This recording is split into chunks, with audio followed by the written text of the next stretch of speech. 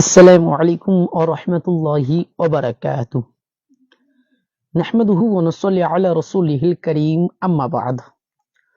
প্রিয় দর্শক মণ্ডলী, আপনারা যেখান থেকে আমাদের এই লাইভটি দেখছেন, আপনাদের সকলকে আন্তরিক শুভেচ্ছা ও অভিনন্দন জানাই। প্রিয় দর্শক মণ্ডলী, আমাদের সামনে শবে বরাত আসছে।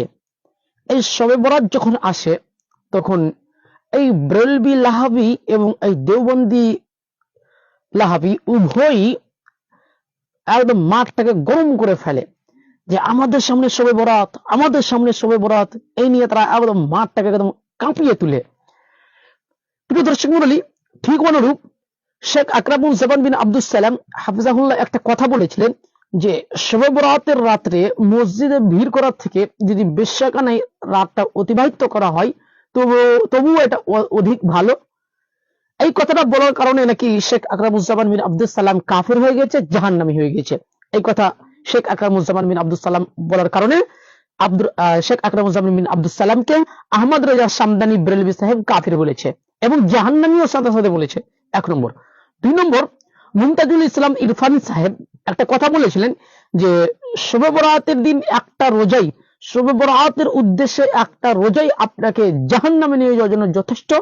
এই কারণে মুমতাজুল ইসলাম হাফিজাহুল্লাহর উপরেও আহমদ রেজা সামদানি সাহেব বিরূপ মন্তব্য করেছে।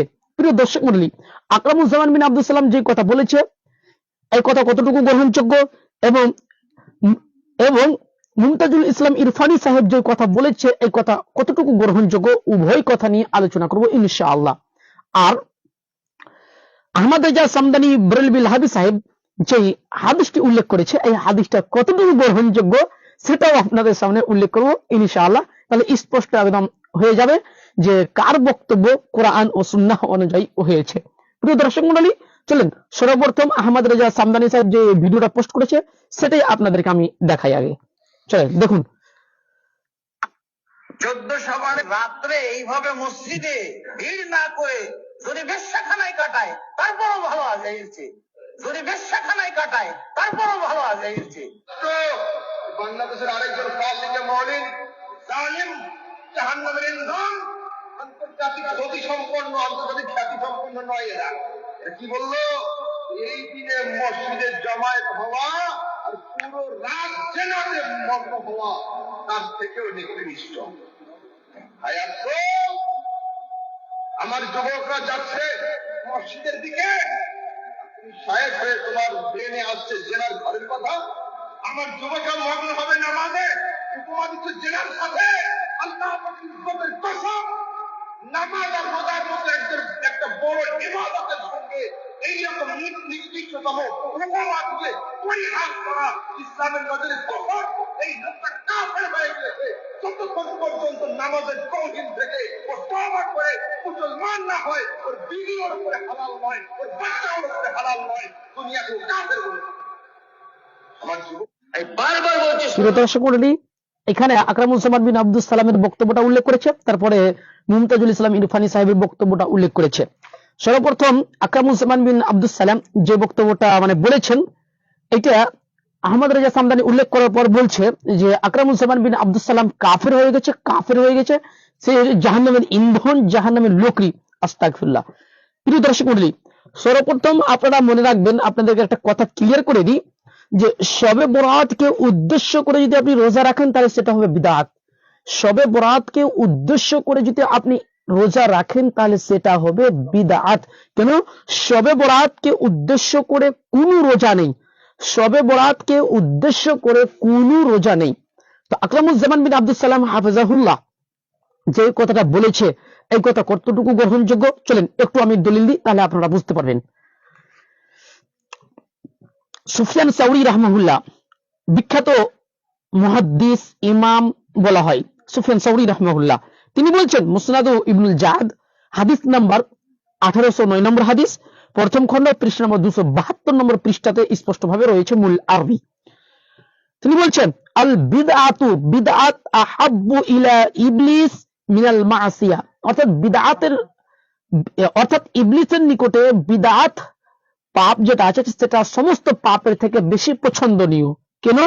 আল মাসিয়াতু ইউতাবু মিনহা, আপনি যেগুলো পাপ করবেন, চুরি করবেন, জিনা করবেন, যেগুলো আপনি পাপ করবেন সবগুলো পাপ থেকে তওবা করা হয়, সবগুলো পাপ থেকে আপনি তওবা করতে পারবেন।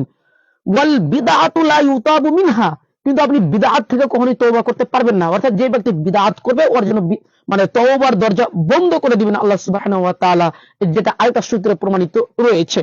অতএব যেই ব্যক্তি বিদআত করবে ওই ব্যক্তির জন্য তওবার দরজা বন্ধ। তাহলে আপনি এবার চিন্তা করেন যে বিদআত বেশি জঘন্য পাপ না আরো যেগুলো অন্য পাপ রয়েছে, যেমন আপনার চুরি করা, জেনা করা, আরো বিভিন্ন যে পাপগুলো রয়েছে এগুলো বেশি বড় পাপ? এখান থেকে প্রমাণিত হচ্ছে বিদআত সব থেকে বড় পাপ। কেন? বিদআত করলে ওই ব্যক্তি ভাববে আমি নেকি করে এই পাপটা করছি, নেকির জন্য এই কাজটা করছি, কিন্তু সেটা হচ্ছে পাপ। কোন জিনিসকে আপনি নেকি মনে করে যদি করেন যেটা না জায়েজ, সেটাকে যদি আপনি নেকি মনে করে করেন তাহলে সেটা হচ্ছে আপনার একটা কুফর। তাহলে আপনি তো নিজে কুফর কুফর করছেন যে আপনি একটা মানে বিদআত কাজকে নেকি মনে করে করছেন। কিন্তু যে ব্যক্তি বেশ্যাখানায় রাতটা অতিবাহিত করছে, যেই ব্যক্তি চুরি করছে, যে ব্যক্তি আরো অন্য কোনো পাপ করছে, ওই ব্যক্তিটাকে পাপ জেনেও পাপ করছে সেটা ভিন্ন কথা, সেই ব্যক্তি কুফর করে না। কেন? ওই ব্যক্তি পাপ জেনে পাপ করছে, এটা তার ভুল। কিন্তু একজন ব্যক্তি পাপকে নেকি মনে করে করছে, এটা বেশি বড় ভুল, এটা বেশি বড় গুনাহ, যেটা স্পষ্ট ভাবে সুফিয়ান সাউরি রাহমাহুল্লাহ বলছেন যে আল বিদআতু আহাব্বু ইলা ইবলিস মিনাল মাসিয়া, অর্থাৎ বিদআত এটা ইবলিসের নিকটে সব থেকে বেশি পছন্দনীয় একটা পাপ। যত পাপ আছে সব থেকে পছন্দনীয় পাপ হচ্ছে ইবলিসের কাছে বিদআত। তার বলছে আল মাসিয়াতু ইউতাবু মিনহা, বিদআত মানে আপনার সব পাপ থেকে তওবা করা হয়। ওয়াল বিদআতু লা ইউতাবু মিনহা, কিন্তু বিদআত থেকে মানুষ তওবা করে না, ও তো নেকি মনে করে করছে, তাহলে ও কি তওবা করবে? তার মানে এখানে আকরামুজ্জামান বিন আব্দুস সালাম হাফিজাহুল্লাহ যে কথাটা বলেছে এটা যুক্তিগত কথা বলেছে। আকরামুজ্জামান বিন আব্দুস সালাম হাফিজাহুল্লাহর কথাটা অবশ্যই গ্রহণযোগ্য। সুফিয়ান সাউরি রাহমাহুল্লাহর বক্তব্য থেকে স্পষ্টভাবে প্রমাণ হচ্ছে। এই বিষয়ে আমার একটা ডিটেইলস বক্তব্য আছে বিদআত সম্পর্কে। বিদআতীদেরকে স্বয়ং আব্দুল্লাহ বিন মাসউদ রাদিয়াল্লাহু তাআলা মসজিদ থেকে বের করে দিয়েছিলেন। উঠান সুনানুদ দারিমির মধ্যে স্পষ্টভাবে সহিহ সনদে 210 নম্বর হাদিস আছে যে বিদআতীদেরকে আব্দুল্লাহ বিন মাসউদ রাদিয়াল্লাহু তাআলা ঘাড় ধরে মসজিদ থেকে বের করে দিয়েছিলেন। আকরামুজ্জামান বিন আব্দুস সালাম বিদআতীদের প্রতি কঠোর, এইজন্য আকরামুজ্জামান বিন আব্দুস সালাম এই কথাটা বলেছেন। উঠান সুনানুদ দারিমি দেখতে পাবেন, মূল আরবি লেখেন সুনানুদ দারিমি, হাদিস নাম্বার 210, যে আব্দুল্লাহ বিন মাসউদ বিদআতীদেরকে ঘাড় ধরে মসজিদ থেকে বের করে দিয়েছিলেন, 1 নম্বর। এবং কিতাব সুন্নালিল মারওয়াজির মধ্যে হাদিস নম্বর 33 এবং হাদিস নম্বর 5 এবং হাদিস নম্বর 3 আহমদ বিন হাম্বল রাহমাহুল্লাহ এবং ইমাম ওয়াকি রাহমাহুল্লাহ, ইমাম ওয়াকি কে? ইমাম শাফি রাহমাহুল্লাহর উস্তাদ, বিখ্যাত মুহাদ্দিস ইমাম শাফি রাহমাহুল্লাহ উস্তাদ ইমাম ওয়াকি রাহমাহুল্লাহ, তারা সকলে স্পষ্টভাবে বলে রেখেছে যে বিদআতীদের পিছনে নামাজ হবে না, বিদআতীদের পিছনে নামাজ পড়া জায়েজ নেই। এবার আপনারা চিন্তা করেন মানে বিদআতী কত নিকৃষ্ট, তাদের পিছনে নামাজও হয় না, কিন্তু একজন ব্যক্তি জিনা করছে তার পিছনে নামাজ হবে, একজন ব্যক্তি চুরি করছে তার পিছনে নামাজ হবে, একজন ব্যক্তি বিদআত করলে তার পিছনে নামাজ হয় না, যেটা স্পষ্ট ভাবে হাদিস রয়েছে। আহমদ বিন হাম্বল রাহমাহুল্লাহ এবং ইমাম ওয়াকি রাহমাহুল্লাহ একই মন্তব্য পেশ করেছে যে বিদআতীদের পিছনে নামাজ হয় না।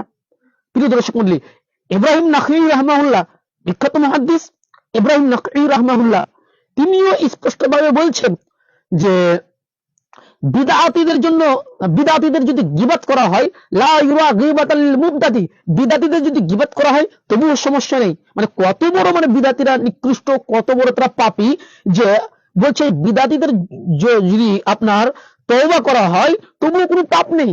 তাহলে এখান থেকে আপনি চিন্তা করেন যে বিদআত করা কত বড় জঘন্য। তো আপনি শবে বরাতকে উদ্দেশ্য করে যদি একটা রোজা রাখেন তাহলে সেটা অবশ্যই বিদআত হবে, আর এই বিদআত খুব জঘন্যতম বিদআত হবে, যেটা আকরামুজ্জামান বিন আব্দুস সালাম হাফিজাহুল্লাহ বলেছেন। এছাড়াও আরো বিস্তারিত বলা যাবে, যেহেতু খুব সময় সংকীর্ণ, রাত অনেক হয়ে যাচ্ছে, আমাকে সম্পূর্ণ ভিডিওটা জবাব দিতে হবে, এই জন্য এটা সংক্ষিপ্ত জবাব দিলাম। তারপরে দেখেন মুমতাজুল ইসলাম হাফিজাহুল্লাহর বক্তব্যের জবাব দিয়েছে, সেটারও জবাব দেবো ইনশাআল্লাহ। দেখেন মুমতাজুল ইসলাম ইরফানি সাহেব কি বলছে, দেখেন। রোজা নাই, শয়তানের দল, ইমান ছিনতে ছিনতে আমল ছেড়া শুরু করে দিয়েছো তোমরা। মনে রাখো এই হাদিস সেহাসিত্তার ইবনে মাজার 1388 নম্বর হাদিস। ইবনে মাজার সেহাসিত্তার হাদিস কত? 1388। عن علي بن ابي طالب قال قال رسول الله صلى الله عليه وسلم اذا كانت লাইলাতুন নিসফি মিন শাবান ফাকুমু লাইলাহা ওয়া সুমু নাহারাহা। ও পৃথিবীর মানুষ, যখন তোমাদের কাছে 15ই শাবান হাজির হবে, দিনের বেলা রোজা রাখবে, রাতের বেলা দাঁড়িয়ে দাঁড়িয়ে ইবাদত করবে। সিহাসিত্তার হাদিস, সিহাসিত্তার হাদিস। আমি মুমতাজির ইসলাম আপনাকে চ্যালেঞ্জ করে বললাম, 15ই শাবানে যারা রোজা রাখবে, এইটার কারণেই তাদের জাহান্নাম। সমাজের কিছু মানুষ তাদের এই শব্দে। প্রিয় দর্শক মণ্ডলী, এখানে আহমদ রেজা সামদানি সাহেব একটা হাদিস উল্লেখ করেছেন, সেই হাদিসটার জবাব দেবো ইনশাআল্লাহ। আহমদ রেজা সামদানি সাহেবকে বলবো, আহমদ রেজা সামদানি সাহেব, আপনি হাদিসটা উল্লেখ করলেন কিন্তু কোন সনদ কেন উল্লেখ করলেন না? সনদ কেন উল্লেখ করলেন না? সনদ উল্লেখ করলেই তো আপনি ধরা খেয়ে যাবেন। সনদ উল্লেখ করলেই মানে এরা ধরা খেয়ে যাবে। এই জন্য এই বেলবি গোষ্ঠীরা যখনই হাদিস বলে তো সনদটা বলে না, সনদটাকে তারা হজম করে দেয়, 1 নম্বর। 2 নম্বর, আপনারা মনে রাখবেন, আপনার মুমতাজুল ইসলাম হাফিজাহুল্লাহ কথাটা বললেন যে শবে বরাতকে উদ্দেশ্য করে কোনো রোজা নেই। যেই ব্যক্তি শবে বরাতকে উদ্দেশ্য করে রোজা রাখবে, এই একটাই রোজা তাকে জাহান্নামে নিয়ে যাওয়ার জন্য যথেষ্ট। তো এই কথা বলার কারণে আহমদ রেজা সামদানি সাহেব মুমতাজুল ইসলামকে বললেন শয়তানের দল, মানে মুমতাজুল ইসলামকে শয়তান বললেন। আসল শয়তানকে আপনারা দেখবেন, আসল শয়তানকে দেখবেন। যদি হক কথা বলি তাহলে অনেকেই আমার উপর রাগান্বিত হবে, কিন্তু রাগ করে কোনো ফায়দা নেই। কেন? আল্লাহ রাসূল সাল্লাল্লাহু আলাইহি সাল্লাম বলছেন, কুলিল হক ওয়ালাউ আলা নাফসিক, সিলসিলা হাদিস 1911 নম্বর হাদিস। তুমি সত্য কথা বলো, তুমি হক কথা বলো, যদিও তোমার বিরুদ্ধে যায়, অতএব যদি আমার বিরুদ্ধে যায় তবুও আমি হক কথা বলবো, কোনো অসুবিধা নেই, তবুও আমি হক কথা বলবো। তো আসল শয়তানকে আপনারা দেখবেন, 1 মিনিট দেখবেন আপনারা আসল শয়তানকে। চলেন একটা দলিল নিচ্ছি, আমরা আহলুল হাদিস, আমরা দলিল ছাড়া কোনো প্রকারের কথা বলবো না। অবশ্যই আমরা যে কথা বলবো প্রত্যেকটা কথার পিছনে আমাদের দলিল থাকবে অবশ্যই। তাহলে দেখেন আসল শয়তান কে। আল কামিল ফি যুআফাই রিজাল, ইমাম ইবনে আদি রাহমাহুল্লাহ যদি মৃত্যুবরণ করেন 365 হিজরিতে, আজ থেকে নিয়ে মোটামুটি 1000 বছর আগে, আজ থেকে নিয়ে মোটামুটি 1000 বছর আগে ইমাম ইবনে আদি রাহমাহুল্লাহ উল্লেখ করছে আল কামিল ফি যুআফাই রিজাল 8 খন্ড পৃষ্ঠা নম্বর 239 স্পষ্ট ভাবে উল্লেখ করছেন যে হাম্মাদ বিন সালামা রাহমাহুল্লাহ তিনি বলছেন যে সামিউতুল মুআম্মাল ইয়াকুল, আমি মুআম্মালকে বলতে শুনেছি, তিনি বলছে সামিউতু হাম্মাদ ইবনে সালামা, আমি হাম্মাদ বিন সালামাকে বলতে শুনেছি, তিনি বলেছেন কানা আবু হানিফা শাইতানান, আবু হানিফা রাহমাহুল্লাহ ছিলেন শয়তান। তাহলে আসল শয়তান কে? যাদের মাযহাবের মূল ইমাম তিনি যদি শয়তান হয় তাহলে তার মুরিদগণ তো অবশ্যই শয়তান হবে, এটাই স্বাভাবিক। স্পষ্টভাবে আল কামিল ফি যুআফাই রিজাল খুলেন 8 খন্ড 239 পৃষ্ঠার মধ্যে স্পষ্টভাবে পেয়ে যাবেন। সেখানে স্পষ্টভাবে লেখা আছে কানা আবু হানিফা শয়তানান, অর্থাৎ ইমাম আবু হানিফা রাহমাহুল্লাহ শয়তান ছিলেন, স্পষ্টভাবে লেখা আছে। তাহলে আপনারা কি বলবেন এখন? শয়তানটা কে? শয়তানটা কে আপনারা চিন্তা করেন এখানে। যাই হোক দর্শক মণ্ডলী, এইভাবে যদি আমি অনেকগুলো দলিল উল্লেখ করি তাহলে অনেকগুলো দলিল উল্লেখ করা যাবে। তারপরে দর্শক মণ্ডলী, এখানে আহমদ রেজা সামদানি সাহেব একটা হাদিস উল্লেখ করেছে, সুনানি ইবনে মাজাহ থেকে একটা হাদিস উল্লেখ করেছে, প্রথম খন্ড 444 পৃষ্ঠা হাদিস নাম্বার 1388 নম্বর হাদিস একটা উল্লেখ করেছে। কিন্তু আহমদ রেজা সামদানি সাহেব হাদিসে সনদ উল্লেখ করেননি। সনদ উল্লেখ করলেই আহমদ রেজা সামদানি সাহেব চরম ভাবে ধরা খেত, খুব কঠিন ভাবে ধরা খেত। এই জন্য আহমদ রেজা সামদানি সাহেব হাদিসে সনদ উল্লেখ করেননি। প্রিয় দর্শক মণ্ডলী, তাহলে চলেন হাদিসটি আমি সনদ সহ উল্লেখ করছি এবং কোন কোন নুসখাতে আছে সেটা আপনাদেরকে আগে বলে দিই, আগে রেফারেন্স দিয়ে দিই। সুনানি ইবনে মাজাহ ফুয়াদ আব্দুল বাকির যে নুসখা রয়েছে, প্রথম করে 444 পৃষ্ঠা হাদিস নাম্বার 1388 নম্বর হাদিস, এবং আখবারে মক্কা 3 খন্ড 83 পৃষ্ঠা হাদিস নম্বর 1837 নম্বর হাদিস, আত-তারগীব ওয়াত তারহিব দ্বিতীয় খন্ড পৃষ্ঠা নম্বর 397 পৃষ্ঠা হাদিস নাম্বার 1860 নম্বর হাদিস, মিশকাতুল মাসাবিহ প্রথম খন্ড 409 পৃষ্ঠা হাদিস নাম্বার 1308 নম্বর হাদিস। এছাড়াও আরো অনেক নুসখাতে হাদিসখানা বিদ্যমান আছে। হাদিসটা কি? হাদিসের সনদ দেখেন, হাদাসানা হাসান ইবনে আলী আল খল্লাল, হাদাসানা আব্দুর রাজ্জাক আনবাআনা ইবনে আবি সাবরা عن إبراهيم بن محمد عن معاوية بن عبد الله بن جعفر عن أبيه عن علي بن أبي طالب قال قال رسول الله صلى الله عليه وسلم إذا كانت ليلة النصف من شعبان فقوموا ليلها وصوموا نهارها।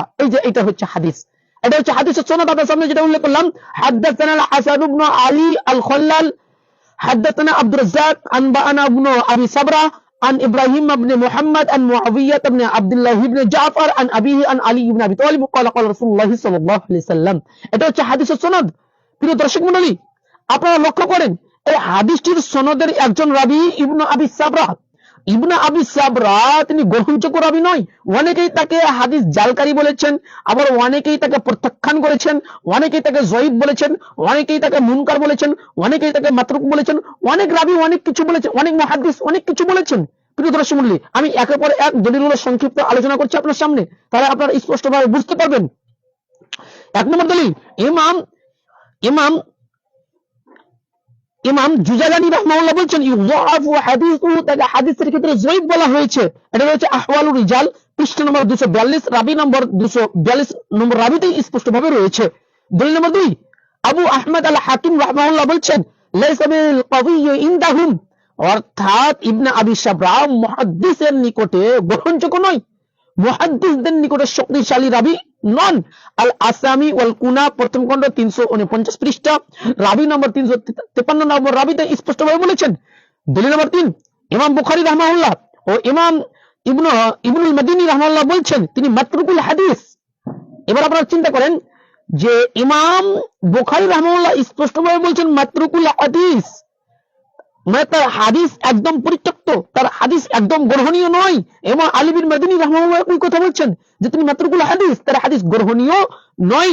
এটা আপনারা পাবেন তারিখে দামেশকি ইবনে আসাকির 66 খণ্ড পৃষ্ঠা নম্বর 29, রাবী নম্বর 8386 নম্বর রাবীতে স্পষ্টভাবে পেয়ে যাবেন। দলিল নম্বর 4, ইমাম নাসাই রাহমাহুল্লাহ, ইমাম নাসাই কে? তিনি সিহাহ সিত্তার লেখক। ইমাম নাসাই রাহমাহুল্লাহ বলেছেন তিনি মাতরুকুল হাদিস, অর্থাৎ তার হাদিস পরিত্যক্ত, তার হাদিস গ্রহণীয় নয়। এটা রয়েছে আয-যুআফা ওয়াল মাতরুকুল লিন-নাসাই পৃষ্ঠা নম্বর 115, রাবী নম্বর 666 নম্বর রাবীতে স্পষ্টভাবে রয়েছে। দলিল নম্বর 5, আব্দুল হক আল ইশবিলি রাহমাহুল্লাহ বলেছেন তিনি মাতরুকুল হাদিস। আব্দুল হক আল ইশবিলি রাহমাহুল্লাহ তাকে মাতরুকুল হাদিস বলেছেন, তিনি গ্রহণযোগ্য নয়, তার হাদিস কোনো অবস্থায় গ্রহণযোগ্য নয়। মাতরুক রাবী কাদেরকে বলে আপনারা একটু যাচাই বাছাই করুন। যারা তাদেলের বই রয়েছে, উসুলের বই রয়েছে, সেগুলো দেখুন যে মাতরুক রাবীর হাদিস গ্রহণযোগ্য কি গ্রহণযোগ্য নয়। সকল মুহাদ্দিস একমত যে মাতরুক রাবীর হাদিস কখনোই গ্রহণযোগ্য নয়। এটা রয়েছে আল আহকামুল উস্তাদ 4 খণ্ড 10 পৃষ্ঠার মধ্যে রয়েছে। ইমাম উকাইলি রাহমাহুল্লাহ, দলিল নম্বর 6, ইমাম উকাইলি রাহমাহুল্লাহ বলেছেন তিনি মাতরুকুল হাদিস, তার হাদিস মাতরুক পরিত্যক্ত। এটি রয়েছে আল মাওযুআত লি ইবনুল জাওজি প্রথম খণ্ড 142 পৃষ্ঠার মধ্যে পেয়ে যাবেন আপনারা। দলিল নম্বর 7, ইমাম ইবনে হিব্বান রাহমাহুল্লাহ বলেছেন কানা মিম্মান ইয়ারউইল মাওযুআত আন ইস্তিকারিল্লাহ ইয়াজুজুল ইহতিজাজ বিহি, ওরা তিনি সিকা রাবী থেকে জাল হাদিস বর্ণনা করতেন। ইবনে আবি সাবরা সিকা রাবী থেকে জাল হাদিস বর্ণনা করতেন, তার মধ্যে এটা একটা জাল হাদিস বর্ণনা করেছে। সিকা রাবী থেকে ইবনে আবি সাবরা একটা জাল হাদিস বর্ণনা করেছে। এটা পাবেন আপনারা তাহজিবুত তাহজিব আর রিসালা থেকে প্রকাশিত 4 খণ্ড 489 পৃষ্ঠার মধ্যে সহিহ সনদ আপনারা পেয়ে যাবেন। দলিল নম্বর 8, ইমাম শাজি রাহমাহুল্লাহ বলেছেন ইনদাহু মানাকির, তার কাছে আপত্তিকর বর্ণনা ছিল, তার কাছে মুনকার বর্ণনা সমূহ রয়েছে, তার মধ্যে এটা একটা মুনকার বর্ণনা। এটা আপনারা পাবেন তুহফাতুল লতিফা ফি তারিখিল মদিনাতিশ শরীফা 8 খণ্ড পৃষ্ঠা নম্বর 351 পৃষ্ঠার মধ্যে পেয়ে যাবেন। দলিল নম্বর 9, ইমাম ইবনে হাজার আসকালানী রাহমাহুল্লাহ তিনি কে? তিনি ফাতহুল বারির বিশ্ববিখ্যাত বুখারীর ব্যাখ্যা গ্রন্থ ফাতহুল বারির লেখক ইমাম ইবনে হাজার আসকালানী রাহমাহুল্লাহ বলছেন রামুহু বিল ওয়াযা, অর্থাৎ তিনি হাদিস জালকারীর অভিযোগে অভিযুক্ত। ইবনে আবি সাবরা তিনি হাদিস জাল করতেন, মিথ্যা হাদিস রাসূলের নামে চালিয়ে দিতেন। তার মধ্যে এই যে একটা তাকরিবুত তাহজিব পৃষ্ঠা নম্বর 623 নম্বর পৃষ্ঠার মধ্যে রয়েছে, রাবী নম্বর 7973 নম্বর রাবীতে স্পষ্টভাবে আপনারা পেয়ে যাবেন। এভাবে যদি আপনাদেরকে উল্লেখ করি অনেকগুলো দলিল আপনার সামনে উপস্থাপন করতে পারবো, অনেকগুলো দলিল আপনার সামনে উল্লেখ করতে পারবো। ইমাম আহমদ বিন হাম্বল রাহমাহুল্লাহ কে 10 লক্ষ হাদিসের হাফেজ, যার ঠোঁটে 10 লক্ষ হাদিস মুখস্থ ছিল। ইমাম আহমদ বিন হাম্বল রাহমাহুল্লাহ তিনিও স্পষ্টভাবে বলছেন কানা ইয়াজাউল হাদিস, ইবনে আবি সাবরা হাদিস জাল করতেন। এটি পাবেন আপনারা আল ইলাল ওয়া মা'রিফাতুর রিজাল প্রথম খণ্ড 510 পৃষ্ঠা, রাবী নম্বর 1193 নম্বর রাবীতে স্পষ্টভাবে পেয়ে যাবেন। ইমাম আহমদ বিন হাম্বল রাহমাহুল্লাহ দৃষ্টিতে এই হাদিসটি জাল, যিনি 10 লক্ষ হাদিসের হাফেজ, তার নিকটে এই হাদিসটি জাল। এভাবে যদি আপনাদের সামনে দলিল আরো উল্লেখ করা যায় অনেকগুলো দলিল উল্লেখ করতে পারবো। প্রিয় দর্শক মণ্ডলী, এখন সংক্ষিপ্ত আলোচনা করব এই হাদিসটাকে যে সকল মুহাদ্দিসগণ দুর্বল বলেছে, যে সকল মুহাদ্দিসগণ অগ্রহণযোগ্য বলেছে, তাদের নাম কয়েকটা আমি আপনাদের সামনে বলবো। প্রিয় দর্শক মণ্ডলী, 1 নম্বর ফাওয়াজ আহমদ রাহমাহুল্লাহ এই হাদিসের সনদ সম্পর্কে বলছেন, সানাদুহু যায়ীফুন জিদ্দান, এই হাদিসটির সনদ একদম অধিক দুর্বল, যায়ীফুন জিদ্দান, একদম কঠোর জয়ীফ হাদিস। এটা রয়েছে আত-তাগীব ফি দুআ পৃষ্ঠা নম্বর 72 এর মধ্যে স্পষ্ট ভাবে রয়েছে। মোহাম্মদ নাসিরউদ্দিন আলবানী রাহমাহুল্লাহ, আল্লামা নাসিরউদ্দিন আলবানী রাহমাহুল্লাহ তিনি এই হাদিসটাকে জাল বলেছেন। যায়ীফ ও তারগীব ও তারহিবের মধ্যে প্রথম খণ্ড 316 পৃষ্ঠা রাবি হাদিস নম্বর 623 নম্বর হাদিসে এই হাদিসটিকে আল্লামা নাসিরউদ্দিন আলবানী রাহমাহুল্লাহ জাল বলেছে। দলিল নম্বর 3, ইমাম ইবনুল ইরাকি রাহমাহুল্লাহ তিনিও স্পষ্টভাবে বলছেন হাদিসুন বাতিলুন, এই হাদিসটা বাতিল, এই হাদিসটা বাতিল। ইমাম ইবনুল ইরাকি রাহমাহুল্লাহ স্পষ্টভাবে বলছেন এই হাদিসটা বাতিল, এই হাদিসটা গ্রহণযোগ্য নয়, এটা হাদিসই নয়। এটি রয়েছে তাখরিজ ও আহাদিসিল ইয়াহিয়া পৃষ্ঠা নম্বর 240 হাদিস নম্বর 1 এর মধ্যে স্পষ্টভাবে বলেছে। দলিল নম্বর 4, মোহাম্মদ তাহির পাটনি রাহমাহুল্লাহ তিনি বলছেন, তিনি এই হাদিসটি জাল গ্রন্থে উল্লেখ করেছেন, অর্থাৎ তাযকিরাতুল মাওযুআত পৃষ্ঠা নম্বর 45 এ জাল গ্রন্থে এই হাদিসটিকে উল্লেখ করেছেন। তার মানে মোহাম্মদ তাহির পাটনি রাহমাহুল্লাহ নিকটেও এই হাদিসটা জাল স্পষ্টভাবে প্রমাণিত হচ্ছে। দলিল নম্বর 5, ইমাম জুরকানি রাহমাহুল্লাহ, বেরলভিরা যার কথা চোখ বুঝে মানে, ইমাম জুরকানি শারহু জুরকানি 10 খণ্ড 516 পৃষ্ঠার মধ্যে ইমাম জুরকানি রাহমাহুল্লাহ বলছেন হাদিসটির সনদ দুর্বল। প্রিয় দর্শক মণ্ডলী, এতগুলো আপনাদের সামনে রেফারেন্স দিলাম যে শবে বরাতকে কেন্দ্র করে যে হাদিসটা আছে সুনানি ইবনে মাজার মধ্যে 1388 নম্বর হাদিস, এই হাদিসের সনদে একজন রাবী ইবনে আবি শাবরা, ইবনে আবি শাবরা তিনি গ্রহণযোগ্য রাবী নয়, তিনি হাদিস জাল করতেন। আর তার মধ্যে হাদিস জাল করার মধ্যে এইটা একটা জাল করেছেন। অতএব এই হাদিসটা কোনো অবস্থায় গ্রহণীয় নয়, কোনো অবস্থায় গ্রহণীয় নয়। অতএব এই হাদিসটা গ্রহণযোগ্য নয়। এই হাদিসের আরেকটা রাবী, একটা রাবীকে ইবনে আবি শাবরা, ইবনে আবি শাবরা, এই হাদিসের আরেকটা রাবী ইবনে আবি শাবরা হাদিসে বর্ণনা করছে ইব্রাহিম বিন মুহাম্মদ থেকে, হাদিসে বর্ণনা করছে ইব্রাহিম বিন মুহাম্মদ বিন আবি ইয়াহিয়া থেকে হাদিসটা বর্ণনা করছেন। আর ইব্রাহিম বিন মুহাম্মদ বিন আবি ইয়াহিয়া রাহমাহুল্লাহ তিনি মাতরুক রাবী। তাকরিবুত তাহজিব দেখুন রাবী নম্বর 241 নম্বর রাবীতে স্পষ্টভাবে পেয়ে যাবেন।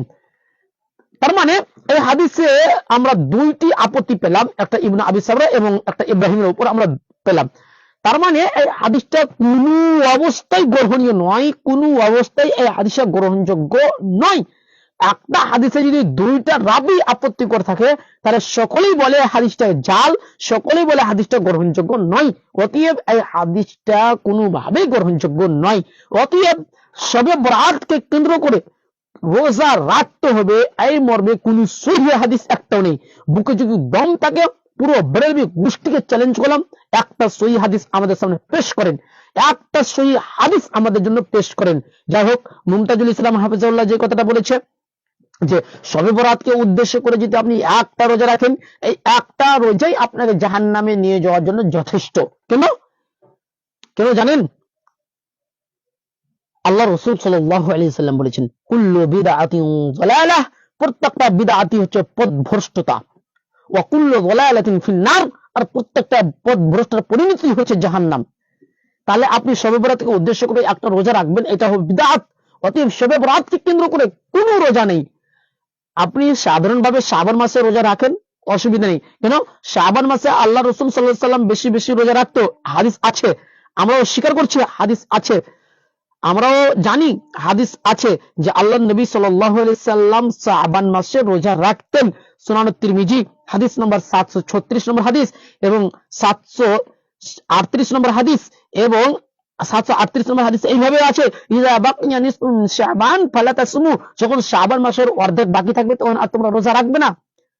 শাবান মাসের অর্ধেক বাকি থাকবে তখন তোমরা আর রোজা রাখবে না। যদি গণনার হিসাবে যদি আপনারা ধরেন, যদি গণনার হিসাবে ধরেন, এটা সুনানে তিরমিজির 738 নম্বর হাদিস, যে আল্লাহ নবী বলছেন, ইদা বাকিয়া নিসফুম মিন শাবান ফালা তাসুমু, যখন শাবান মাসের অর্ধেক বাকি থাকবে তখন তোমরা আর রোজা রাখবে না। তো যদি আপনারা গণনা করে ধরেন, যদি শাবান মাস 29 দিনের হয়, 29 দিনের হয়, আরবি মাস 28, আরবি মাস 29 এবং 30 হয়। যদি শাবান মাসের আরবি মাসটা যদি 29 হয়, তাহলে 15 তারিখে রোজা রাখা যাচ্ছে না। কেন? অর্ধেক বাকি থাকতে আল্লাহ নবী রোজা রাখতে নিষেধ করে দিয়েছে। এবার আপনারা অনুধাবন করবেন প্রিয় দর্শক মন্ডলী। অতএব শাবান মাসকে কেন্দ্র করে শাবানকে কেন্দ্র, আপনার শবে বরাতকে কেন্দ্র করে, শবে বরাতকে কেন্দ্র করে কোনো রোজা নেই। শবে বরাতকে যদি কেন্দ্র করে আপনি রোজা রাখেন, তাহলে এটা বিদআত হবে, এটা খুব জঘন্য পাপ হবে। আল্লাহ সুবহানাহু ওয়া তাআলা আমাদের প্রত্যেককেই এই ধরনের জঘন্য পাপ থেকে, এই ধরনের বিদআত থেকে হেফাজতে রাখুক, আমিন। প্রিয় দর্শক মন্ডলী, আপনি বলবেন যে আমি তো আমলই করছি, আমি তো ভালোই কাজ করছি, তাহলে অসুবিধা কোথায়? যে আমি সংক্ষিপ্ত একটা দলিল দেব যে অসুবিধা কোথায়। কিতাবুস সুন্নাহ লিল মারওয়াজি, হাদিস নম্বর 82, আব্দুল্লাহ বিন উমর রাদিয়াল্লাহু তাআলা আনহু স্পষ্ট ভাবে বলছেন যে আপনি যে কোনো বিদআতি করবেন, ওয়া ইন রাহান নাস হাসানাতান, যদিও বিদআতটা মানুষ হাসানা মনে করে, তবুও হচ্ছে পথভ্রষ্ট, তবুও সেটা গুমরাহি। অতএব আপনি যতই নেকি মনে করেন, এটা গুমরাহি হবে। তারপর আপনাদেরকে বলবো যে আল্লাহ সুবহানাহু ওয়া তাআলা পবিত্র কোরআনে বলছেন, আমালাতুন নাসিবা, বহু আমলকারী আমল করে করে ক্লান্ত। সূরা গাশিয়া আয়াত নম্বর 3, বহু আমলকারী আমল করে করে ক্লান্ত। এত নামাজ পড়েছে, এত রোজা রেখেছে, তারা নামাজ পড়ে রোজা রেখে তারা ক্লান্ত হয়ে গেছে। ঠিক অনুরূপ আপনার 15 শাবানে শবে বরাতের দিন মানুষ অনেকে এই নামাজ পড়ে, 100 রাকাত নামাজ পড়ে, কেউ কত রেখাত নামাজ পড়ে, কেউ রোজা রাখে, তো আমল করে করে ক্লান্ত। আমিলাতুন নাসিবা, আমল করে করে ক্লান্ত। সূরা গাশিয়ার তারপরের আয়াত, 4 নম্বর আয়াত, আল্লাহ সুবহানাহু ওয়া তাআলা বলছেন, তাসলা নারান হামিয়া, অতঃপর তার থাকার জায়গা জাহান্নাম। এবার হিসাব করেন যে আপনি আমলও করছেন, আপনি জাহান্নামে যাচ্ছেন, তাহলে এটা কেমন হলো? আপনি আমলও করবেন, আপনি জাহান্নামে যাবেন, এটা কেমন হয়ে গেল না? অতএব আমল যেটা আপনি করবেন, ওটার পিছনে একটা দলিল থাকতে হবে। যদি দলিল না থাকে, তাহলে সেই আমল বাতিল বাতিল বাতিল, সেই আমল গ্রহণযোগ্য নয়। তার মধ্যে শবে বরাত একটা, শবে বরাতের উদ্দেশ্যে রোজা রাখতে হবে, একটাও দলিল নেই, অতএব এই আমল বাতিল বলে গণ্য হবে। আল্লাহ সুবহানাহু ওয়া তাআলা আমাদের প্রত্যেককে বুঝার তৌফিক দান করুন, আমিন। প্রিয় দর্শক মণ্ডলী, আজকের মতো লাইভটা এখানে সমাপ্ত করছি। আসসালামু আলাইকুম ওয়া রাহমাতুল্লাহি ওয়া বারাকাতুহু।